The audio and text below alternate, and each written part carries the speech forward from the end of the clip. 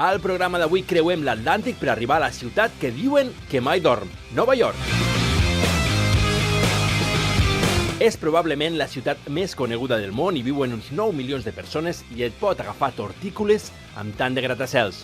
Però baixa un moment la mirada a terra per anunciar que... Fèlix Calmont també arriba a Nova York.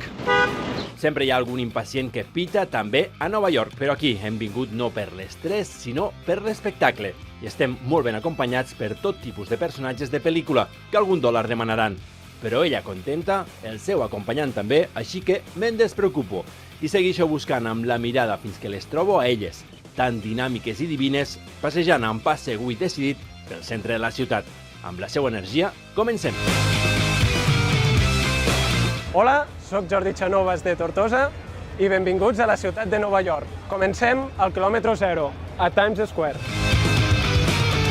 Aquí no apaguen mai les llums i és tot un símbol de la ciutat, un d'aquells imprescindibles que s'han de mantenir sí o sí a la memòria del mòbil. Això és el punt neuràlgic de la ciutat de Nova York. Bàsicament tot l'entreteniment se troba, és on trobem la majoria de turistes, que al final podria ser una mica agobiant, però bueno, a mi el que realment, el significat que té per a mi Times Square és tots els carrers estos laterals, que és on trobem tots els teatres, on trobem aquestes grans produccions.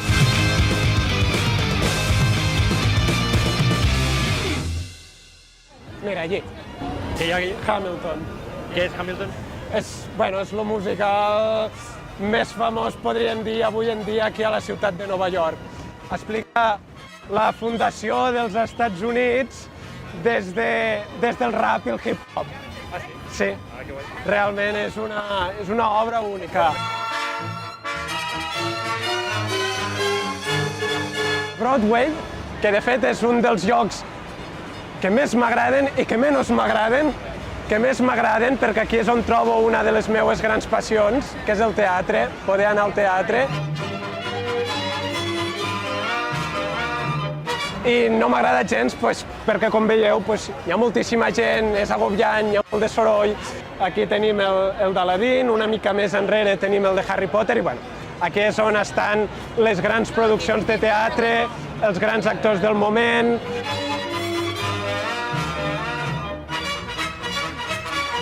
Com a científic, què t'aporta un lloc com este? Aquesta necessitat de ser creatiu, no? Moltes vegades la ciència queda dintre dels laboratoris i costa molt que surti al carrer.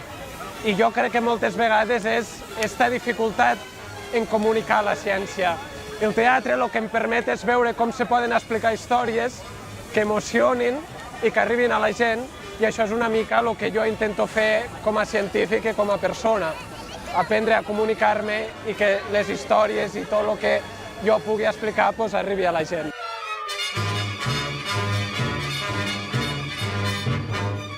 Mira, experiències surrealistes per aquí després d'un teatre i una persona em diu «Quin és el teu color preferit?» Dic «Blau». I en el seu mòbil tenia una aplicació que podia controlar les llums d'aquell edifici. I el va fer blau. Tot és possible, tot és possible. I a Nova York ho trobem tot, l'esforç, la perseverança, però també la imaginació. Parlant d'imaginació, Millor no despistar-se i seguim amb lo nostre, tot i que en aquesta ciutat d'informació infinita no resulta tan fàcil. algun consell a algun ebrenc que pugui venir a Nova York? Pues bueno, jo li diria a algú que li pugui agradar moltíssim el teatre, que aquí a Times Square, detrás de les escales, hi ha aquí una oficina en què es troben entrades per als musicals de Broadway entre el 50 i 60% de descompte i moltes vegades se poden aconseguir molt bones ofertes. Quan marxi, me sentiré orgullós de dir que he pogut viure aquí a Nova York, de tot el que he après, de les experiències que he viscut, de la gent que he conegut i bueno, al final jo crec que és això el que queda de viure fora.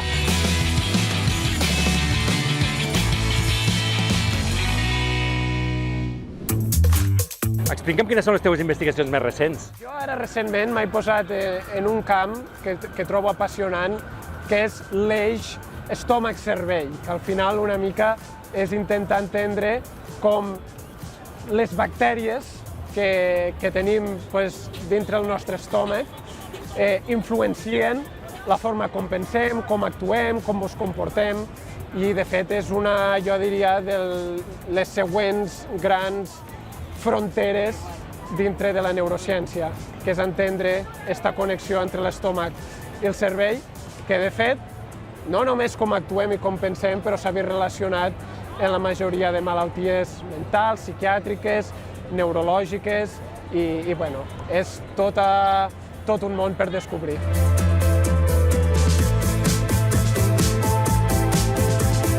Com modulem aquestes bactèries? És a partir de la dieta, on vivim.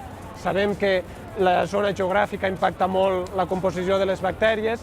Entendre una petita part per a intentar entendre el cos humà i poder, al final, ajudar la gent. Gent que per art de màgia es transforma en vapor perquè això és Broadway i aquí l'espectacle no para mai. Tot és dedicar-se a mirar l'entorn i en algun moment alguna cosa estranya apareixerà. Però ens acomiadem per una estona de Times Square i del barri de Manhattan per creuar el pont i saltar fins a Brooklyn. Bueno, ara mateix estem al barri de Brooklyn. Des que vaig arribar al 2017 aquí a Nova York, he viscut en este barri, que bueno, li diem un barri, però és de fet una ciutat en el seu propi ajuntament amb més de 4 milions i mig d'habitants. La zona de Dumbo fa 10-15 anys era bàsicament una zona en què tot eren magatzems de mercaderies i era una zona pobra, en gent marginal, i en aquests últims 10-15 anys tot això s'ha transformat en bàsicament teatres, restauració i una zona realment econòmicament que és d'alt poder adquisitiu, en apartaments de probablement més d'1 milió de dòlars. I això contrasta molt una mica en la zona on jo vic, en què a 2 carrers de casa meva tenim un barri de jueus ortodoxos.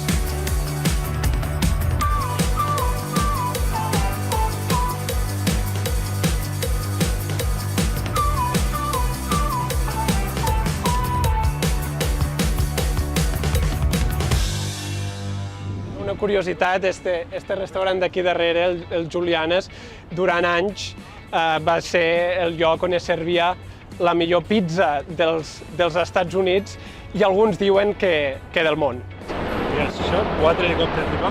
Ostres! Fa tota la pinta de... Aquí deu estar el president Biden. Vaig veure ara fa poc a Hillary Clinton, al teatre, sí. Sí.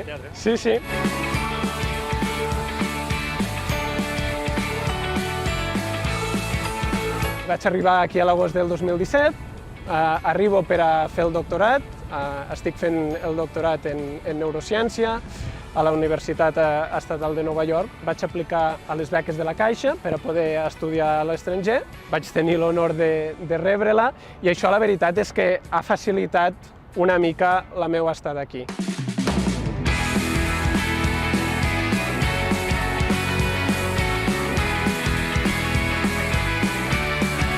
Jordi Chánovas Colomé, de la Universidad Pompeu Fabra, beca para cursar un doctorado en Ciencias Neurológicas y del Comportamiento en la State University of New York. Ho volia sacrificar tot per la ciència, els meus orígens, tot. És a dir, jo tenia clar viure als Estats Units i em quedaré aquí el temps que faci falta. Aquesta perspectiva de vida ha canviat molt. Tinc clar que vull tenir una família, segurament eventualment poder estar més a prop de casa meva i de la meva família.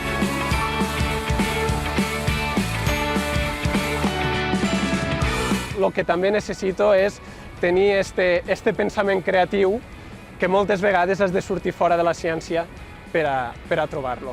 El científic viu en una torre de marfil en què es distancia totalment de la societat i el que seria necessari seria portar aquests coneixements a la societat. Llavors, una mica, el que a mi m'agradaria seria fer d'aquest intermediari entre la ciència i la societat.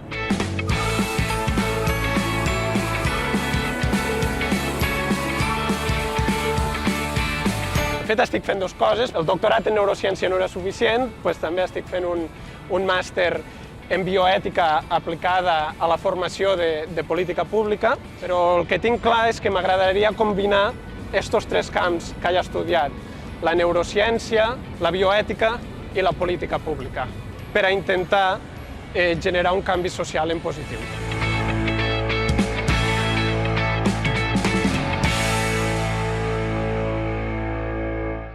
M'agradaria m'agradaria tenir la possibilitat de poder tornar a la meva ciutat natal, Tortosa. La pandèmia el que ens ha ensenyat és que treballar de forma remota és una possibilitat, tenint la meva seu central a casa meva, a Tortosa, i després viatjant 2, 3, 4 vegades al mes. Vius a la capital del món, hipotètica, i vols viure a Tortosa. Per què? Per la qualitat de vida. Nova York, al final, és una ciutat que la gent sí que sembla propera, però en realitat la gent té un objectiu, que ja sigui per feina o el que sigui, i una vegada han aconseguit l'objectiu, pràcticament deixes d'existir. I Tortosa genera aquesta proximitat. Després també tot el tema del sistema sanitari. Aquí als Estats Units és molt difícil, i jo que he tingut la mala sort de tenir alguns períodes en què he estat malalt, ho he pogut viure, i com el que tenim, la veritat és que podem dir que som l'enveja de tot el món. Diversos amics d'aquí de Nova York que m'han vingut a veure a Tortosa, han conegut Tortosa i, de fet, han estat més dies a Tortosa que no a Barcelona. Coneixen moltes tradicions, la Mare de Déu de la Cinta, la Cucafera, tot el més tortosí que hi ha ho coneixen. Tots els amics que han vingut de dir, ostres, és que vius a un paraís, per què vols viure a Nova York? Però sempre que puc, durant aquests 7 anys, he tornat a Tortosa i tinc clar que eventualment hi vull tornar de forma permanent. Ara que estem aquí, quan veus aquest skyline, aquestes vistes de la ciutat, què et ve al cap? Què espera tu a Nova York? Ara, com si diguéssim, estem molt a prop del World Trade Center, i si pensem aquí, al 2001, és on van haver els atentats. De fet, aquella torre blava amb l'antena aquella tan alta era on estaven...